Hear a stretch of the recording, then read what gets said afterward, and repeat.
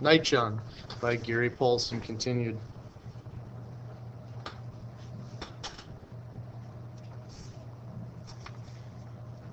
Allison, she didn't die. Alice, be too tough for her own good. She didn't die, and he made the hands carry her back and put her in the quarters. Mammy sewed her up with what she had with canvas thread and greased and patched, and Alice lived. She'd be like Polly. She didn't make sound. Even when Mammy was pulling and tugging on them torn flaps of skin and sewing them on her chest, not a sound. Just stared and stared at the wall. That night, John called to me and came past when I was trying to sleep. He said, "Tobacco girl, time for another letter." Now, I'd been all day helping Mammy and was tired and sad for Alice, how she'd be at the other end of the quarters, but I wanted just the same. I still had 2 letters coming from the first pinch of chew. He was sitting on his heels in the open doorway, and I squatted next to him, and I looked at him. So what's the next one? He used a stick with a sharpened end on it and wiggled it in the dirt. 2 half circles. B. He said, "It be B." Well, that sounds crazy. Well, that's how you say the letter B. It's for B or ba or boo. That's how a B looks, and that's how you be making a sound. I made it sound in my mouth, whispering. So where's the bottom to it? I swear you always want to know where the bottom of things at. Here it is. It sits on itself this way, facing so the 2 round places push to the front. And suddenly he's gone. 1 second he's there, the next he slams sideways and gone. What in the hell are you doing to her? Mammy was standing there big and black and tall in the moonlight. What are you doing to this girl? She had come from the side and fetched John such a blow on his head that it knocked him back into the wall and onto his backside. He came up quick, though, and didn't cower none. Nothing. Not like you think. Just teaching her to read. That's what I mean. What in the hell are you doing? Don't you know that what they'll do to her if they find out she's learning to read? We already got 1 girl torn to pieces by whips and dogs. You think we need 2? I'd been quiet all the time watching. Didn't seem so bad. You know what he was doing. Teach me a few letters and know, maybe a word or 2. So I says, doesn't seem so bad. Bad? She hissed like a snake. Child, they cut your thumbs off if you learn to read. They'll whip you until your back looks knitted. Till it looks like his. She pointed that big black finger at John. Is that how you got all whipped up? He shook his head. No, I ran. And got caught, too. Not the first time. She waited and I waited. First time I ran, I got clean away. I went north all the way. I was free. Now, I'd never heard such a thing. We couldn't even talk about being free. And here was a man said he had been free by running north. And I said, and I thought, how can that be? You ran and got away? Mammy asked. Mm-hmm. You ran until you were clean away. I did. And you came back? Yes. Well, why? He sighed, and it sounded like his voice, like his laugh, low and way off thunder. Made me think he was going to promise something, the way thunder promises rain. For this. What do you mean, this? Teach reading. Now, it's never quiet in the quarters. During the day, the young'uns are running and scrabbling and fighting and crying. There's always a gaggle of them. At night, everybody be sleeping. But it's not quiet. Alice, she's quiet. But there's some of them that cry. New workers who are just old enough to be working in the fields cry sometimes in their sleep. They hurt and their hands bleed and pain from new blisters that break and break again. Old workers cry because they're old and getting to the end and they have old pain. Same pain, young and old. Some snore.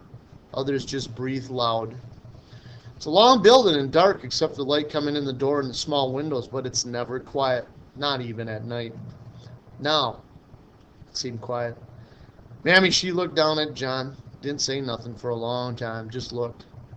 And I had to think to hear the breathing and the night sounds. Finally, Mammy talked, but her voice was soft. Came back to teach reading? John nodded. Well, that'd be half of it. What'd be the other half? Writing. He smiled.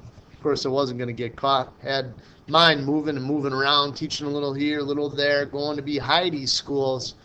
But I got slow and they got fast, and some crackers caught me in the woods.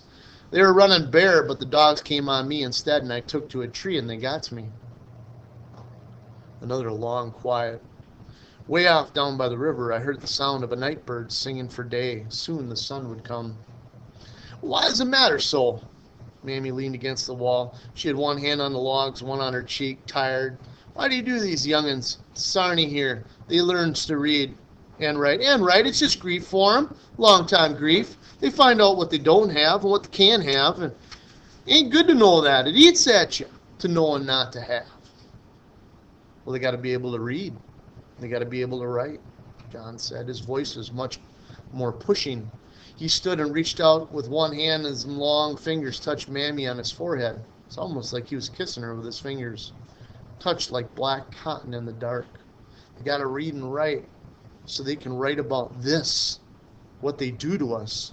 It has to be written. Now, Mammy, she turned and went back to the mat on the floor, moving quietly, not looking back. She settled next to the young'uns, and John, he turned to me and said, next letter is C. Chapter 5. Come more hard times, a week goes by, then another. It's the time of year for planting, and the field hands have to work until they drop. Waller whips them past that, and they get so tired they don't know up from down. But John works with me, not each night, because he's too tired. Some of them who work in the fields can't even walk back. Got to be carried back by others. But some nights he works with me.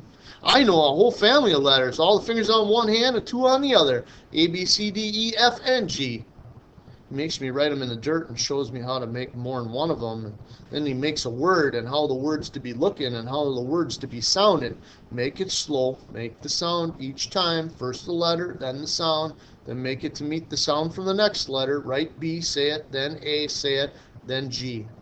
Bag. I make the word. My first word is bag. I make the word and I couldn't believe it. I came to make the word. Don't matter what the word is or what it means, just to make the word. That first word, that's what caused the trouble. Me and that first word. I was so excited to be making a word I went everywhere and made the word. I took a stick and rubbed the point on it against a stone and went around back to quarters and wrote the word in dirt. Wrote bag. And then I said it. Bag. I wrote it, rubbed it out with my heel, and I wrote it in a new place. Bag. Wrote it all over the place. Bag, bag, bag, bag, bag. Each time I rubbed it out and moved to a new place, and I was just looking at it. Last time I wrote it, wondering if I could use other letters to make other words, thinking how to make another word from those same letters, when I heard the bold voice of Waller say, "What are you doing?"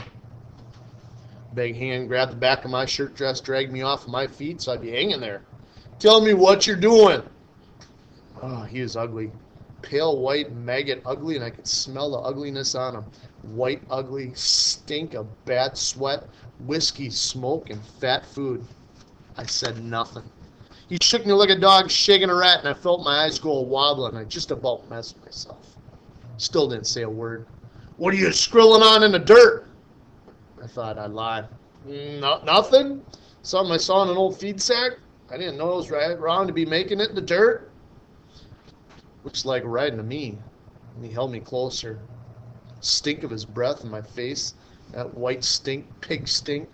I don't know nothing about writing. And then he hit me. He'd be holding me up with both hands, one on each shoulder, so I'd be facing him.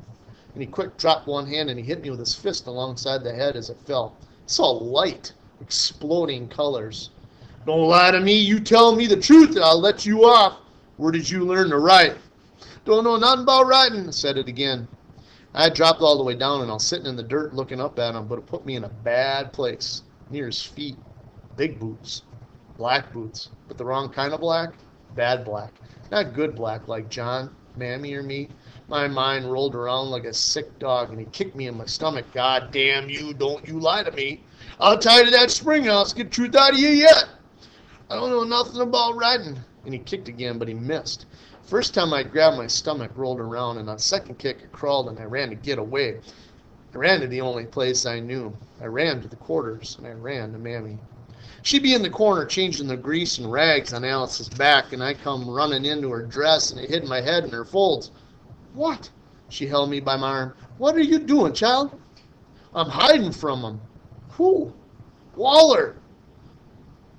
Waller. He owned it all. Wasn't no safe place. He owned all the land, owned the quarters, owned Mammy. He came in the quarters then and saw me and took me by the arm and he held me out and he looked at Mammy and said, "Who's teaching her to read?" "Sir?" Mammy gave him that big-eyed look like she don't know nothing since she been born. While he stood looking at her, breathing, cutting it in, cutting out like a saw cutting wood. I thought of that word, making the word bag. How making that word could cause all of this, and I hated myself for it. "All right," Waller said, "if that's the way you want it." And he grabbed. He grabbed me, though. I made the word, but he didn't grab me. He grabbed Mammy by the wrist and dragged her out of the quarters and across the dirt to that spring house and shackled her in them chains and bracelets on that wall. Then he left her there, hanging, and went to the house. I had followed him across to the spring house, and when he was gone, I went up to Mammy. "He's going to whip you," I said, and I was crying. She sighed, soft sound, and she looked up at the sky and the trees by the White House. Birds sure do sing nice, don't they? They make the prettiest of sounds. "It's all my doing," and I pulled at chains, but they didn't give. I'd been making the word and forgot where I was, and he caught me. "Waller, he's going to whip you." Her eyes came down on me then, and I was crying, but she wasn't. Her eyes came on me, and they were sharp, and her mouth was tight. Would have whipped me anyway someday. Some other reason would have come along. He loves to use it. John, I thought, John will stop him.